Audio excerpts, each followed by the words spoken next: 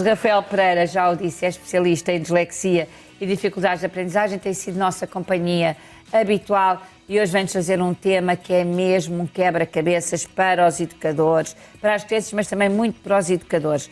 Vamos falar sobre as dificuldades na matemática numa altura em que sabemos que as médias dos exames nacionais de matemática estão cada vez mais pelas ruas da amargura, não é? Rafael, como é que é? Isto é transversal, começa-se de pequenino, como é que é? Bom dia, Maia. Antes de mais, muito obrigado também pelas palavras e pelo convite, uma vez mais. Para mim é sempre um prazer, para a Clínica e para a Malo. Bem, esta questão da matemática é sempre uma questão muito transversal, não é? Nós não podemos só falar que o problema está na matemática, não é? O problema está em várias áreas que estão ligadas também à matemática. Há uma dificuldade, muitas vezes, que a criança tem desde pequena para a matemática. Não é? Eu era uma dessas crianças, portanto a matemática nunca foi realmente a minha paixão e o meu forte, mas tem a ver também com a maneira como a matemática chegava até mim. Sim. Não é? Portanto, tem a ver um bocadinho com isso. No dia-a-dia, hoje, a matemática ela é utilizada na maioria das coisas que nós fazemos. Muitas delas não damos conta que estamos a utilizar na base uma essência da matemática, não é? Que é o Mas não seja o raciocínio. Era isso que eu ia dizer, exatamente, claro. A questão do raciocínio lógico, indutivo, portanto, é uma coisa que está na base da matemática, mas muitas vezes o problema está como a matemática chega à criança. Agora, para responder objetivamente à sua pergunta, há realmente dificuldades de aprendizagem na matemática que vêm e que se notam logo desde a educação pré-escolar. Exatamente. Eu penso que nestas questões da matemática, a educação pré-escolar é muito importante porque, e o Rafael corrija-me se eu estiver errada, dos 3 aos 5 anos, 6, a criança tem que fazer aquelas operações concretas, ou seja, tem que manipular, Sim. tem que fazer jogos, Sim. tem que fazer, de facto, determinadas atividades que lhe permitam mais tarde passar ao pensamento abstrato, portanto ao raciocínio. Sim. E muitas vezes essas atividades são descuradas. E essa passagem do concreto ao abstrato é aquilo que é uma das maiores dificuldades na aprendizagem da matemática. Ou seja, o cérebro da criança não é estimulado para essa passagem para o abstrato. E isso depois torna-se muito complicado. Quando alguém diz a uma criança, por exemplo, tens aqui 3 lápis azuis e 2 vermelhos, temos que falar no vermelho também, temos aqui 3 lápis azuis e 2 vermelhos, tem que ser, não fôssemos nós benfiquistas, a criança tem que fazer um processo no cérebro muito complicado, porque tem que passar, tem que consciencializar que aquele 2 tem um significado, não é? Que aquele 2 pode ser 2 tracinhos, 2 bolinhas, 2 pauzinhos, portanto, tem que fazer essa quantificação. Até chegar a uma coisa que nós chamamos de propriedade comutativa da adição, neste caso, não é? Que é saber que 3 mais 2 é o mesmo que 2 mais 3. Claro. Até chegar a este processo, para chegar ao resultado final, o cérebro tem um trabalho enorme. Que, se na realidade a criança não é estimulada nesta educação pré-escolar, esta dificuldade vai ser muito maior. Agora, nós temos situações de crianças que são estimuladas e bem estimuladas, mas que também não conseguem fazer esta aprendizagem. E aí já entramos na situação da dificuldade específica da aprendizagem. Para a qual depois é preciso uma intervenção. Uma intervenção, sim. Estamos a falar da descalculia, não é? Não, a descalculia, exatamente, que é já, então, uma necessidade educativa especial. Sim. A verdade é que o Rafael e a sua equipa, neste caso com a Inês Salgado Rodrigues Exatamente. E também com a ilustração do Lucas Udek, fizeram aqui alguns exercícios magníficos para a estimulação, então, e para ultrapassar essas dificuldades. São sempre, como veem, livros, manuais, peço desculpa, muito apelativos, Eu estou aqui a fazer uma pausa porque o nosso realizador está a mostrar, mas se a capa é apelativa, lá dentro ainda é mais, porque de facto eu quase que me apetecia já começar aqui a fazer estes exercícios, porque às vezes nós adultos não fizemos isto em crianças e em adultos é bom fazer esta revisão da matéria, Até não é? Quando estamos a falar de matemática, de leitura, de escrita, estamos sempre a falar de processos cognitivos e, portanto, essa cognição ela tem que ser sempre estimulada, não é? Obviamente que o ideal é na educação pré-escolar, como estávamos a referir, mas ela pode ser sempre estimulada. Agora, há coisas que se vão perdendo na matemática que depois, mais à frente, é difícil nós percebermos um exercício que é apresentado a uma criança no 5º, 6º ano, 7º ano, que se não temos essa base que está para trás, não é? É fundamental. Eu digo sempre que um bom primeiro ciclo, um bom ensino básico, ou seja, do 1º ao 4º ano, da antiga 1ª classe à 4ª classe, é fundamental, porque senão a pessoa vai coxa e já não tem aquelas bases, já Sim, tem hoje, muito mais dificuldades. E hoje, atualmente, temos um problema acrescido, não é? Que é, inevitavelmente, na nossa época, os nossos pais sabiam nos ensinar matemática. E, portanto, aquilo que nós aprendíamos em sala de aula, chegávamos a casa e, na realidade, eles sabiam de alguma forma ensinar-nos aquilo ou fazer o feedback um bocadinho daquilo que a professora nos ensinou, e atualmente isso é perfeitamente impensável, não é? Portanto, a matemática mudou muito, os programas mudaram muito, a forma de ensino e aprendizagem da matemática é completamente diferente, não estou aqui para dizer se é melhor, se é pior, mas fez uma mudança brutal e os pais já não conseguem fazer esse acompanhamento em casa. Portanto, se em relação ao português, se em relação às ciências, em relação a outras áreas, os pais ainda vão conseguindo dar alguma ajuda, em relação à matemática torna-se muito difícil. Mas olha que em relação ao português também não está assim muito fácil. A verdade, Rafael, é quais são os sinais de alerta que os pais precisam de ter para... Bom, muitas vezes o próprio profissional de educação, o educador infantil ou o professor do primeiro ciclo, encaminha, de facto, faz essa despistagem, encaminha para os técnicos. Mas um pai que não se cruze com profissionais de educação que tenham essa capacidade de orientação, em casa, que sinais é que os pais podem ter que os filhos estão a dar problemas de matemática e podem vir mais tarde a sofrer com isso?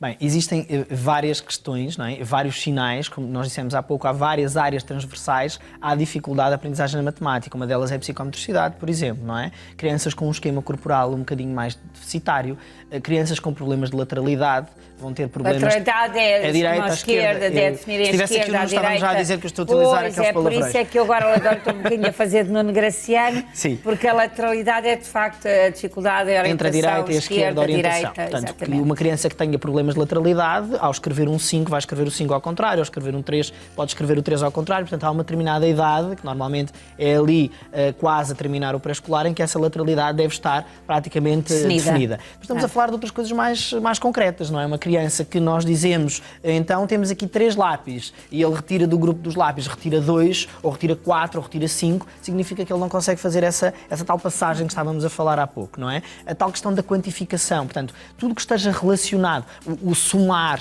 alguns valores, não é? Portanto, não estamos a falar de grandes operações, mas de operações básicas, operações pequenas, em que a criança tem alguma dificuldade. Portanto, tudo que esteja relacionado a esta questão da quantificação, da noção de número... E da reversibilidade do pensamento, portanto, perceber que realmente as coisas podem mudar, mas que... Essa mutabilidade, Portanto, aí são alguns sinais que nós podemos ficar preocupados. Mas volto a dizer, como digo sempre para a leitura e para a escrita, que isso não significa que estejamos a falar de uma descalculia. Podemos estar a falar de uma ausência de estimulação. Exatamente. E, portanto, depois, na avaliação que é feita, é preciso perceber se estamos a falar de uma coisa ou de outra, porque a descalculia é um bocadinho mais Rafael, eu acho que as pessoas, ainda nós somos vistos de norte a sul do país, nas ilhas, enfim, Angola, Moçambique, por todo o mundo, e o que me parece é que muitas vezes os pais, ainda hoje, encaram o ensino pré-primário como muitas vezes, deixa estar ali o menino porque está ocupado e eu estou a trabalhar e fica ali, e encaram o ensino como começando realmente no primeiro ano. E isso não é verdade. Não é, porque a estimulação base e fundamental, ela existe no pré-escolar. Aliás, eu costumo dizer que os educadores de infância são realmente a base do ensino. As pessoas do primeiro ciclo, como nós somos, são de facto extremamente importantes, não é? Muito importantes. Mas a base está na educação pré-escolar, porque é aí que essa estimulação existe. Depois também temos perspectivas contrárias. Temos a perspectiva de que a criança vai para a educação pré-escolar e tem que sair de lá a saber ler, escrever e calcular, o que está inteiramente errado. Tem que haver um equilíbrio, não é? Tem que haver um meio termo. Claro. E o meio termo é o da estimulação. Pelo contrário, até pode ser nocivo que uma criança se entra numa turma de primeiro ano, já com ferramentas que os outros não têm, desmotiva-se. Desmotiva-se, vai-se frustrar, o que é que eu estou a fazer aqui, eu já aprendi isso para mim já não interessa nada, portanto também temos esse lado oposto. Tudo na vida tem um tempo, isso é uma coisa... E temos que respeitar o cérebro, não é? E temos que respeitar os tempos. Os pais, de facto, enfim, ninguém nasce, preparado para ser pai, não é? Muitas vezes repetem padrões que adquiriram dos pais, mas já percebemos que os padrões hoje em dia não são os mesmos. Não são. Portanto, a sociedade evoluiu muito. E, portanto, é preciso atualizar-se, os recursos não são os mesmos, os meios não são os mesmos. O acesso à informação é completamente diferente. Diferente. Portanto, os pais têm que se atualizar um pouco. Faz parte também desta condição de ser pai, Aliás, é pai e mãe para nos mantermos atualizados. Atualizados, exatamente. São eles que nos atualizam. São eles, efetivamente, nos atualizam. E vamos nos sentindo já com uma idade avançada, quando nos vamos sentindo a atualizar. Portanto. Exatamente. Depois vêm os netos. Eu qualquer dia já tenho netos também para me atualizarem ainda mais. Rafael, havendo de facto a noção que é preciso uma ajuda, que é preciso uma intervenção, uma psicointervenção, onde é que encontramos o Rafael e a sua equipa? É preciso uma avaliação. A equipa da Disclínica... E este manual pode-se comprar em qualquer lado? Pode ser solicitado, pode ser comprado também na oficina didática, aqui em Lisboa, e pode ser solicitado por e-mail, que é o serdislexico@gmail.com. É aquele e-mail que nós costumamos passar. Exatamente, portanto, e que também está na nossa página em SM. De qualquer forma, para encontrar a equipa Rafael... a Disclínica está sediada na Maló, portanto, trabalhamos numa parceria com a Maló, no projeto Kids and Teens, e somos uma equipa de intervenção e de avaliação multidisciplinar e, portanto, a avaliação é feita por exclusão. Primeiro a psicóloga avalia ao nível cognitivo, portanto, vamos fazendo por exclusão até chegarmos realmente no final à matemática e à eventual descalculia ou não. Temos muitos casos, Maia, em que a criança vem supostamente com uma descalculia e depois não é descalculia, é uma falta de estimulação ou então é uma dificuldade de aprendizagem apenas na matemática que pode ser motivada por vários fatores. Fatores emocionais, fatores socioacadémicos, pode ser várias situações. Às vezes é um bloqueio, a pessoa, também. O miúdo marrou naquilo e embirrou com a matemática. Não, até porque esse termo do marrar é uma coisa muito curiosa, não é? Não é interessante, porque a matemática, muitas vezes, a matemática não pode ser vista como uma matéria, por exemplo, se calhar de história, e os professores de história aqui que me desculpem, mas em que o aluno, se calhar, chega ali e memoriza aquela matéria, que chega ali e que coloca no teste. A matemática não pode ser assim, não é? Não há o decorar da matemática. Por isso é que ela tem que ser funcional. Tem que fazer sentido à criança. Ela tem que perceber. E tem que se perceber. Tem que perceber qual é o objetivo daquilo que está a realizar. E a maioria do que acontece em salas de aula é que o aluno chega à sala de aula, é-lhe apresentado o exercício, mas o aluno não percebe qual o objetivo daquele exercício, qual o sentido que faz eu estar a fazer esta operação, a realizar este problema, não é? E, portanto, isso depois traz uma dificuldade. O aluno já pode ter dificuldade, mas isso traz uma dificuldade ainda traz uma dificuldade maior. Meus amigos, já sabem, se sentirem que os vossos filhos têm algumas dificuldades na matemática, no raciocínio, na concretização da resolução de alguns problemas, já sabem que primeiro a fazer é pedir uma despistagem do problema. Isso podem fazer através desta equipa do Rafael na Maló Clinique. Depois, se realmente a situação já está despistada e moram fora de Lisboa e querem adquirir este manual, pois façam favor de pedir então através do site. Através do e-mail serdislexico@gmail.com ou então no site ou através da oficina didática aqui em Lisboa. Muito bem. Deixa-me só dizer mais uma pequena coisa. Que o contacto que eu tenho tido também com professores de primeiro ciclo, em formações, há uma dedicação, e isto é importante ser dito, extraordinária em relação a estas questões da matemática.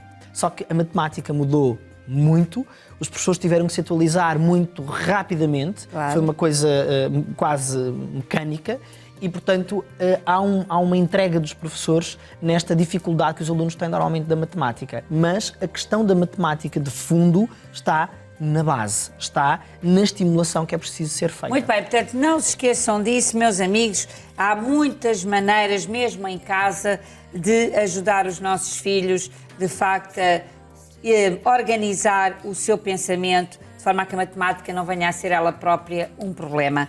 Rafael, mais uma vez, muitíssimo obrigada. Nós é que agradecemos, sempre obrigado. Um espetáculo estes manuais. E agora, meus amigos, deixe-me só dizer uma coisa antes de me ir embora. Os seus ténis são giríssimos. Obrigado. São ou não são? Pronto, agora vão fazer um close dos ténis. Os ténis são giríssimos. Eu estava aqui a pensar. Não posso dizer marcas, eu não sou uma mas já fã. viu a marca. Não posso dizer marcas, mas já viu a marca. É El Ganso. Eu nunca tinha ouvido falar nesta marca. Não é o Corte Inglês, não é o Corte Inglês. Não é o Corte Inglês, portanto, pois claro. Está muito bem, são giríssimos. Obrigado. E fazem panda com o relógio. Obrigado. Este Rafael não brinca em serviço.